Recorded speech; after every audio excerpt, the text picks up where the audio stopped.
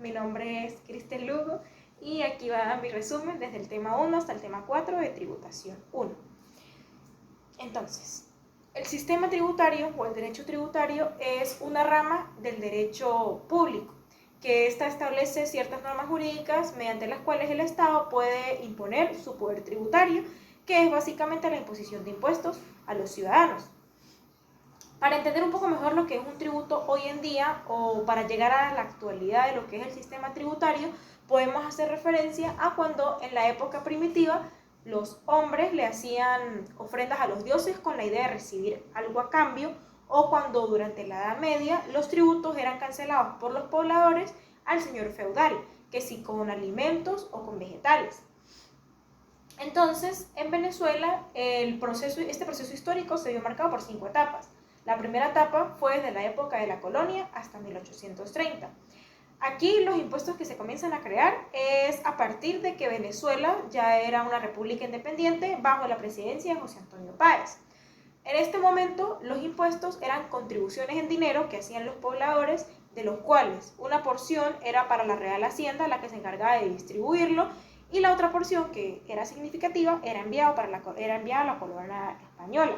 Los impuestos que surgieron en este momento fueron el almojarifazgo, los tributos de indios, los impuestos por entradas y marcas de negro, los estancos, entre otros. El almojarifazgo fue un impuesto que se aplicaba sobre los alimentos. Este era el derecho que tenían que pagar los comerciantes por aquellos productos que entraban y salían de los puertos venezolanos. Las entradas y marcas de negro eran aquellos pagos que se hacían por la entrada clandestina de esclavos al país. Y los tributos de indios eran aquellos que pagaban las personas entre 18 y 50 años porque era lo que se consideraba población productiva.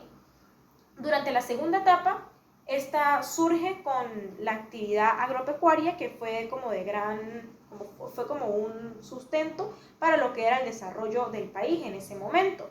Aquí se genera la necesidad de la creación de nuevos impuestos o nuevos tributos a partir de los que ya se tenían en la época colonial. Entre estos tenemos el impuesto de salinas, el impuesto sobre sucesiones y herencias, el impuesto sobre licores, el impuesto sobre registros y notarías, el impuesto por estampillas, entre otros.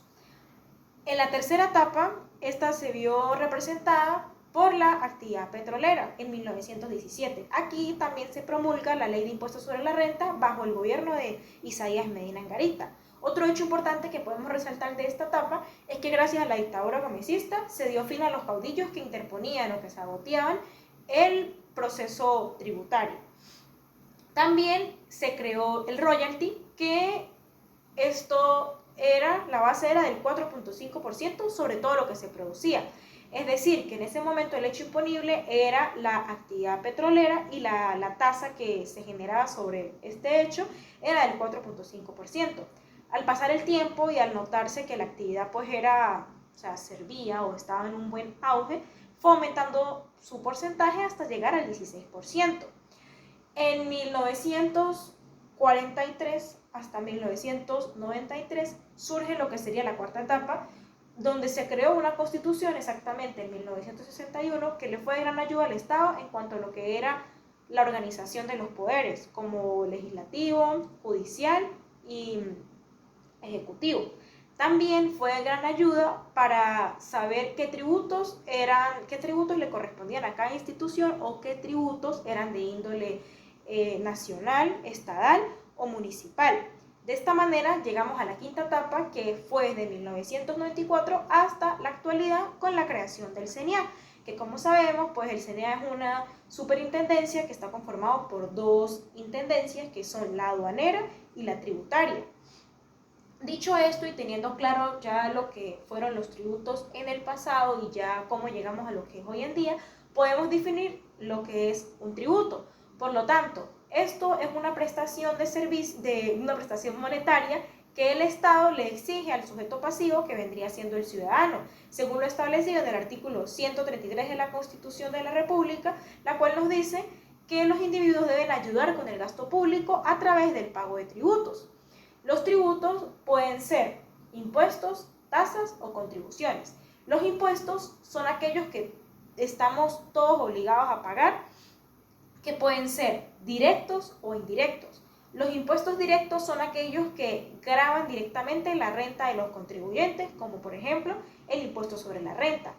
De los impuestos, estos son pagos que yo hago de los cuales no voy a recibir directamente una contraprestación, sino que como que a lo largo del tiempo, por ejemplo, estar al día con el impuesto sobre la renta, yo voy a tener ciertos beneficios que son los que genera el Estado, como por ejemplo la salud o la educación. Y los indirectos son aquellos que se graban sobre sobre productos fabricados o vendidos, como lo que es el IVA, que es el impuesto al valor agregado. Las tasas son aquellos tributos que yo pago de los cuales recibo directamente una contraprestación o un servicio, como por ejemplo el pago de aseo urbano, el pago de peaje o el pago por estampillas. Tenemos las contribuciones especiales, que estas son contribuciones que se hacen por algo específico o por digamos que por una actividad específica, como por ejemplo el mejoramiento de alguna carretera, de algún activo o la creación de nuevas obras públicas o el mejoramiento de algún servicio. Existen ciertos principios que son establecidos en el sistema tributario, por así decirlo, que le permiten al individuo como sujeto pasivo defenderse del Estado, que es el sujeto activo que impone los impuestos. Entre estos tenemos el principio de igualdad, de generalidad, principio de no confiscatoriedad, principio de capacidad contributiva, principio de progresividad y principio de no confiscatoriedad. El principio de legalidad es todo lo que está dentro del marco de la ley, básicamente es la creación de los tributos. El principio de generalidad es un principio en donde la ley tiene que alcanzar a todos. Básicamente es que todos tenemos que pagar impuestos, no es que estos sí pagan y estos no. La generalidad es que los impuestos nos alcancen a todos. El principio de progresividad es aquel que va relacionado directamente con los ingresos de la persona o con lo que yo gane. Es decir, que si yo tengo muchos ingresos, tengo que pagar más impuestos. Y el principio de igualdad, que básicamente es que todos somos iguales ante la ley, ya sea sin distinción de sexo, de raza, de credo, de religión. Pero este principio hace referencia específicamente a que la ley siempre busca amparar a la persona que es débil económicamente, o sea, que es más débil económicamente. Un ejemplo podría ser el patrono y el trabajador. Al trabajador siempre se le va a proporcionar que sí, abogados o asesoramiento o ciertos recursos que le son atribuibles por el hecho de que sus ingresos son menores a los del patrón, porque pues por algo es trabajador. Y básicamente este principio lo que intenta es como que amparar al más débil económicamente.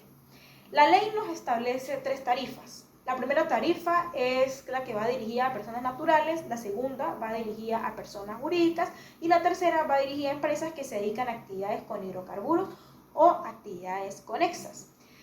Podemos decir que la ley de impuestos sobre la renta es un impuesto directo porque este grava directamente la renta de los contribuyentes. Este tiene ciertos objetivos como lo son evitar la doble tributación, evitar aquellas maniobras que hacen con objetivos de evitar cargas tributarias, cumplir con el gasto público y satisfacer las necesidades de la sociedad. Dicho esto, podemos hablar de lo que es la doble tributación, que es cuando se paga el mismo impuesto 2 veces o cuando se grava un ingreso 2 veces. Existen tratados que evitan esto, que es básicamente que uno pague un impuesto como de manera doble. ¿Qué pasa? Pueden existir 3 supuestos. El primero sería que, por ejemplo, yo como venezolano estoy de manera ilegal en Estados Unidos. Se supone que como yo soy legal es aquí y allá estoy pues ilegal, tengo que declarar y pagar impuestos es aquí, en Venezuela. Puede existir otro, que es que yo tenga la nacionalidad venezolana y la nacionalidad americana y yo genere ingresos en los 2 países porque tengo empresas en los 2 países o bueno, en fin, genero ingresos en los 2 países. Tengo que declarar y pagar los impuestos que yo genere en Estados Unidos, los pago allá y los que genere aquí, los pago aquí en Venezuela. Puede ser que de repente en Venezuela, como por información adicional qué sé yo, le digan como que no, pero usted tiene que declararme los ingresos que usted tiene o que usted percibe en otro país. Una cosa es declarar y ya otra es que los vaya a pagar. O sea, usted los declara aquí como por, bueno, los declaré, pero los va a pagar es allá. Y existe otro supuesto que sería que por lo menos yo tenga las dos nacionalidades, pero actualmente me encuentro en Estados Unidos. Ya lo que sería el pago de los tributos tiene que ver más con el país en el que estoy residiendo en ese momento, o de acuerdo a cuándo salí del país o cuánto tiempo tengo en el país. Eso tiene que ver más como con la firma del pasaporte, pues. Dicho esto, podemos hablar de lo que serían los contribuyentes, que según el artículo 22 del Código Orgánico Tributario son las personas naturales o jurídicas que se identifican como sujetos pasivos, que son los ciudadanos. Estos pueden ser, según la ley de impuesto al valor agregado o el IVA, pueden ser contribuyentes ordinarios, especiales, formales, agentes de retención, agentes de percepción, contribuyentes vinculados o contribuyentes ocasionales. Los contribuyentes ordinarios son todas las personas que están obligadas a pagar tributo. Pueden ser vendedores de bienes, prestadores de servicio, entre otros. Básicamente son todas las personas que en la actividad que generan tienen pues transacciones que les generan ingresos y por lo tanto constituyen hechos imponibles. Tenemos que los formales son aquellos que no están obligados a pagar los impuestos, como puede ser un médico que al momento de emitir su factura, pues eso está como exento de IVA. También los especiales, que estos son nombrados por las providencias administrativas y pueden ser formales o ordinarios. Dicho esto, los impuestos que le puede imponer el régimen tributario a los contribuyentes pueden ser el impuesto de grandes transacciones, que afectan directamente las transacciones o los débitos de los contribuyentes, y el impuesto a grandes patrimonios, que grava directamente el patrimonio de los contribuyentes especiales.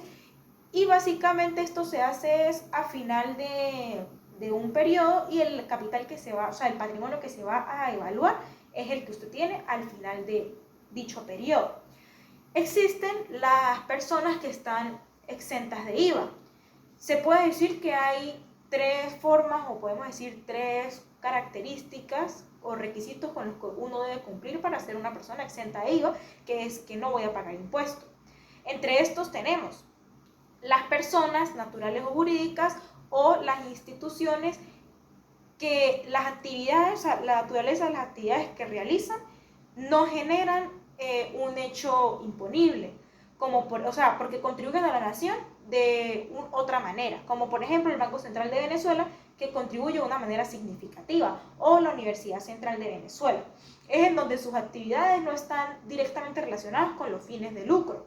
Existe también que puede ser exento porque la renta que perciben no es gravable. Un ejemplo de esto podría ser una prima de seguros, que por una prima de seguros yo voy a obtener un ingreso, pero no es para tener un ingreso bruto, sino que voy a obtener como una recuperación sobre un activo. Tenemos también los diplomáticos, que estos pueden, o sea, como prestar su servicio o cumplir con la nación en cuanto a la representación. Por lo tanto, las remuneraciones o los sueldos que estos puedan percibir por la prestación de este servicio, eso es una renta que es no gravable.